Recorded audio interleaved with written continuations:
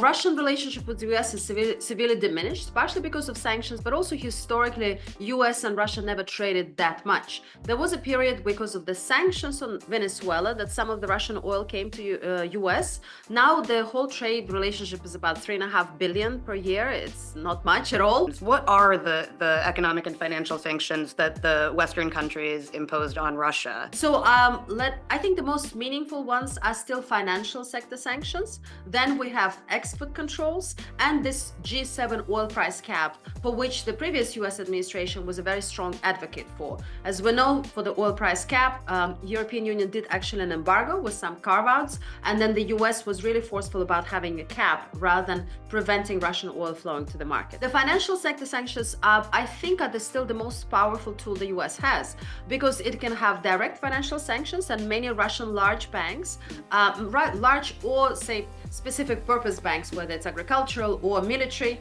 are under financial sector sanctions from the US, so they cannot have access to the US market. Most of the international banks will not touch them, and also many of the Russian banks are delisted or also removed from SWIFT, so the messaging also gets a bit more complicated. Well, Russia has moved towards militarization shortly after 2022 invasion of Ukraine. Of course, the original plan for Russia was that it will be a couple of days affair.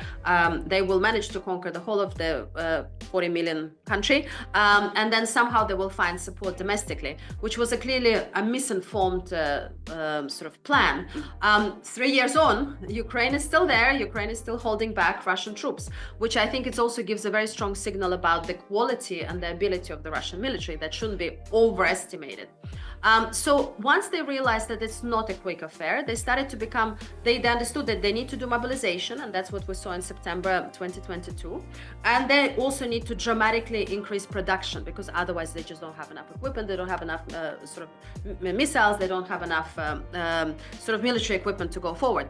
We've seen some growth in Ukraine. People forget that, we always focus on, but Russia had growth of 2, 3, 4%. Ukraine also had growth of about 3% in recent years. So this is, we've seen a lot of stabilization. The economy functions, financial sector functions. Okay, so let's talk about China. I know you testified to a congressional committee recently about the Russia-China relationship. So China is buying oil from Russia. Say more about that relationship. Directly after 2022 is exactly China's role in supporting indirectly and sometimes maybe directly Russia's aggression on Ukraine.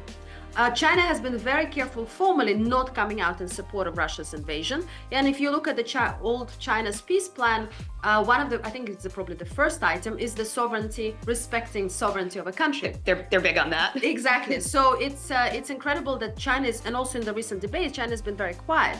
But China's been also very opportunistic with Russia. International support. I know that the U.S.-Ukraine relationship has had its ups and downs, but one of the things that is being thrown around as part of that relationship is a critical minerals deal. I think the issue here is to find a basis for a constructive relationship with the US.